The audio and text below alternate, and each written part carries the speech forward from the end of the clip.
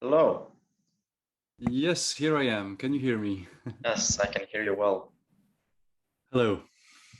So first of all, thanks for joining this call, this session, and welcome on the Agile Couch. Thank you. My name is Simas. I've been just in your session. I was listening to it. All right. It was very interesting. And first of all, just to introduce for those maybe who missed the session previously or listening, this is a recording. Just I'll briefly try to introduce you, but please add what I'm missing. As far as I understood, Frederik is a personal, then professional leadership team and an organizational coach. I've seen that you've been on multiple different paths, ACC or ICF accreditation, then Scrum Alliance, IC Agile, and many other multiple ones. So we have a person that has a lot of knowledge about agility and about coaching. Is that correctly said, Frederik? Yeah, thank you. But it's a continuous learning journey. These are just some labels and certificates. There is in the kind of work that we do, there is never one solution. So we always have to inspect and adapt. That's true. That's true. Well, myself personally, I'm as well working as an Agile coach and recently started my journey on ICF accreditation. So that's really interesting and was really inspiring for me.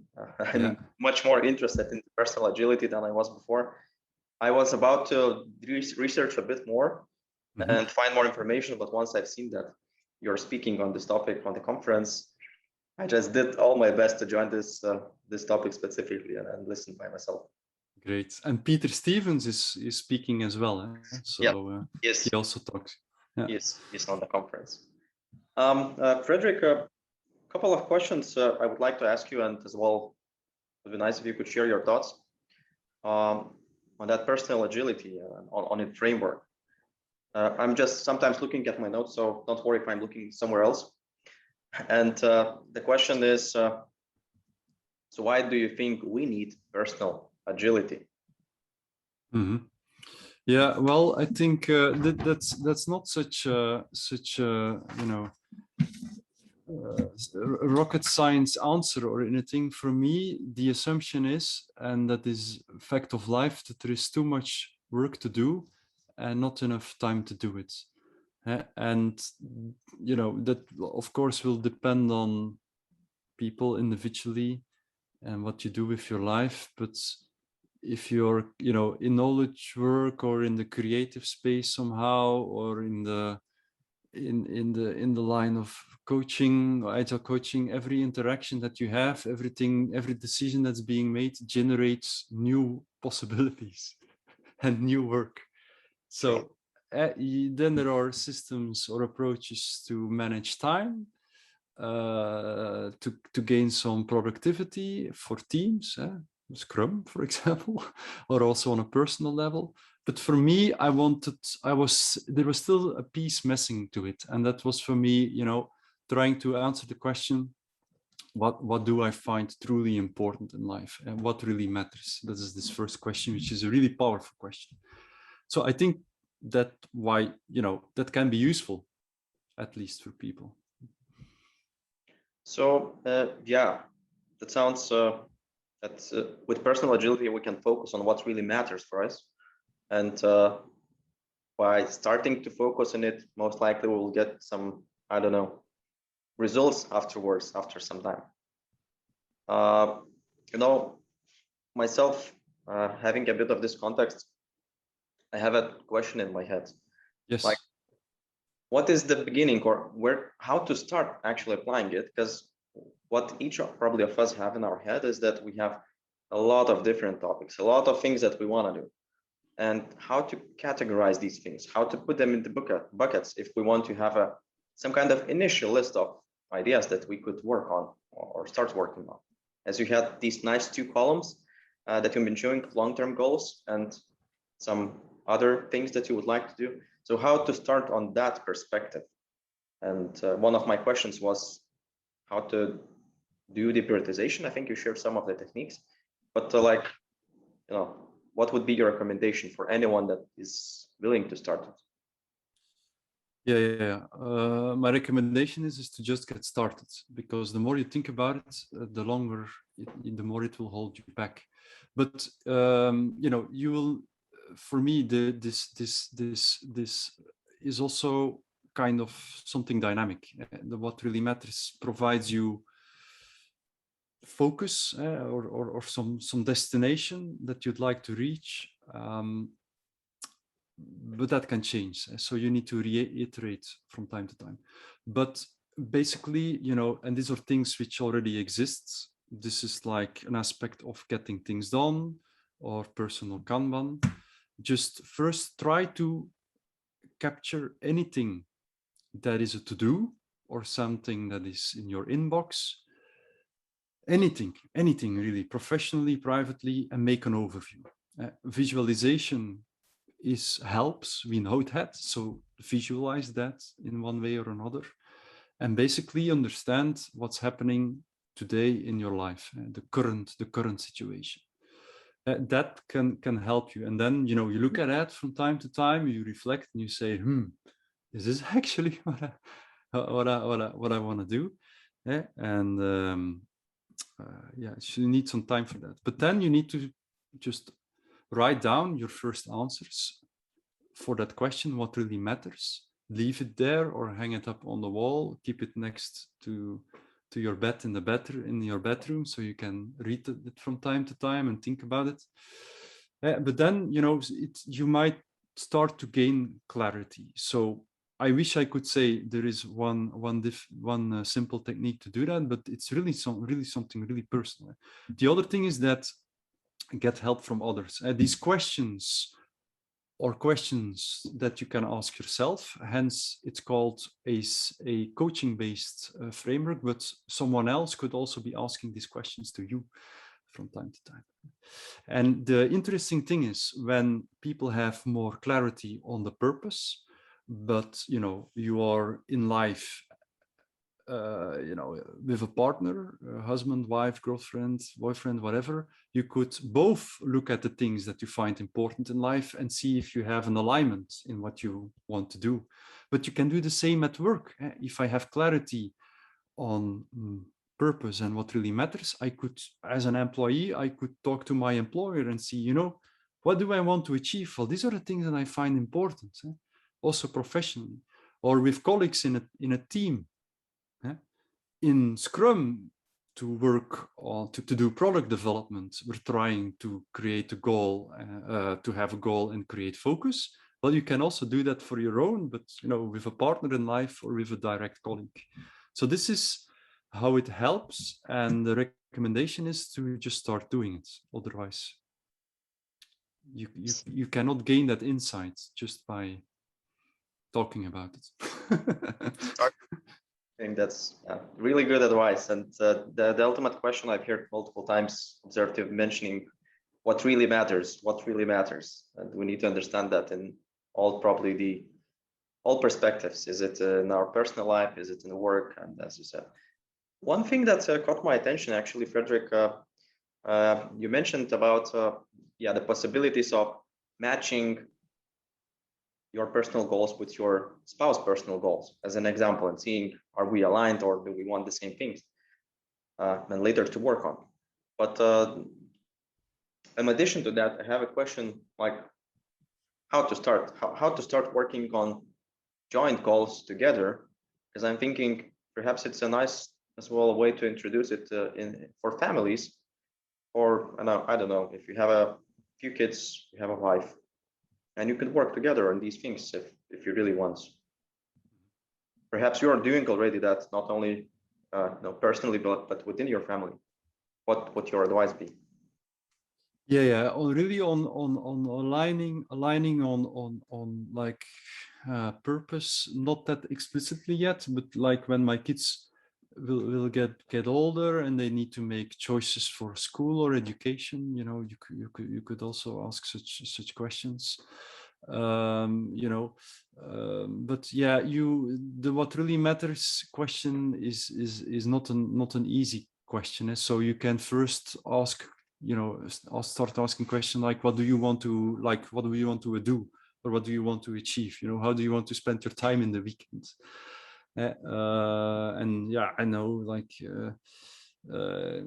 if you're trying to get better at something like sports or playing an instrument, and that is a goal, or you have a hobby, trying to get better at it, like, what are then the challenges that you experience? Like, what's holding you back? Like, say, I don't have enough time. Yeah, well, I know that you won't have enough time, but how can you free up time? Yeah, and yeah, so that is, and then, like, what's really frustrating you? You're trying to get better at playing the guitar. So what's frustrating you there? And these are also questions that can start the conversation, to understand what really matters and what doesn't. But yeah, there are, like, examples documented, and okay, I don't have that experience yet, or I don't have the clarity yet, but sometimes people come to an insight that something completely different in life is what matters to them, and then they start doing that. So yeah, it's personal, and probably that's the reason why it has personal agility name in this framework. As well, I'm thinking about one thing. So in business, we know that sometimes we cannot agree on all the things, and if we have a list of things that we want to do, sometimes we must say no. But I believe that somehow I feel, I've experienced a bit myself as well, that saying no for some of the things, it's really hard. And specifically if you have, like, common joint goals with the family, and you want your family to be happy, it's really hard to say no. I mean, how to approach such situations when, I don't know, even let's say a kid wants to do something, and you see that there are a lot of other goals that are impacting if we are working on it. Mm-hmm. Still, you probably need to focus on one thing at a time, but not multiple. Yeah, that's a great question. So that's so it's a matter of making choices there, but the thing is, how can you make that choice? If you don't, and it boils down to the same, if you don't have clarity, or there is no common understanding of what you think is important in life, or what matters, and other people don't know that, of course they will not understand the choices that you're making or trying to make. Or it might be perceived as you have a hidden agenda because you're doing all kinds of other stuff. But saying no, learning to say no is important, but it's not something that you can just start doing, because I also have this, a commitment, and when you make a commitment, I don't want to let people down, so you're just going to do those things. For me, it's more about saying yes to the things that really matter, and to be able to do that, you need to know it for yourself, and others need to also have a view on what you find really matters. So I have spent a lot of time also on meetups and conference organization, just because I like doing that. But all that time, I'm not with my family, in Exactly. some way or another, they understand that this is important. I assume I make a big assumption that they understand that it is important for me. But yeah, I mean, that is, try to create visibility on that, so that others other people nearby you can also, align to that purpose, and then you could find something in common. And that is like this emergent aspect of it. By start talking about it with other people, and by showing it what you think is important, they might also say, oh, I have something, similar, or I can relate to that, and this creates a new possibility as well. So yeah, but for me, I think there is a big difference between private and professional life. Like, in your private life, you have all this freedom. In professional life, or you're part of an organization, yeah, there is going to be, or there should be, at least some overarching organizational goal, or the mission, or the vision of the organization. And then, okay, when you're developing products or services, what's the goal of that product? So when people are working in a team together, yeah, they need to, do things that relate or contribute to the organization goals or the product goals. But that doesn't change the fact that it's still very interesting. If I would be a manager of people, I want to understand where they want to head, head towards stuff in life that they find important, also on a personal level, like personal growth. And that does not have to be exclusive from professional growth. Yeah, if you understand that you want to be better at something, how can I help you, and how could that contribute to the things that the organizations find important? And why do you want to do that? To create space for people so that they can grow and you have engagement. If you look at why people are not happy or why organizations are not thriving, because maybe, I don't know, there are statistics on that. Half of the people are not motivated, or they're not engaged with the stuff that they need to do at work. Exactly. Talk about it. Why don't you introduce a tool such as personal agility, so that can become more visible and talk about it? Frederik, I have one of the last questions that I really want to touch on and check, because by myself, I'm really planning to introduce and try personal agility, at least for myself to start with, and then to maybe have it on a broader perspective with the family. I see some risks, like, okay, if I'm working on some goals and I accomplish them, I should be happy that I reached something. But I see some risks here that, I mean, if we're working, we're looking for some goals, we're achieving results, and not we are only happy, but everyone around us happy as well. But I feel a risk that we might be missing that, when working on ourselves, with ourselves, for our own goals.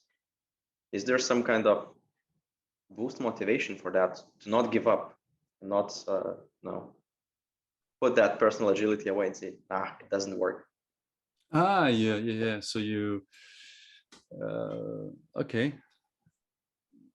Okay, and what's the question then? If there is a way to not give up. To not give up. Yeah,